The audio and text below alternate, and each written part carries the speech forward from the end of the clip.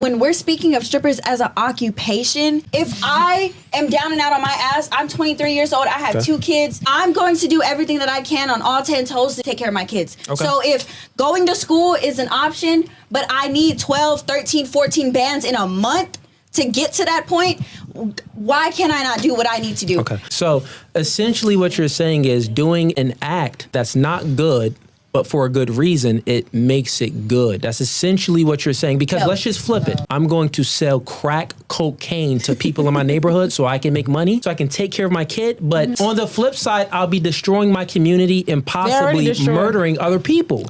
So what I'm saying is, if you're doing something bad for a good reason, it doesn't then make the thing you're doing good. That's the dumbest thing I've ever heard.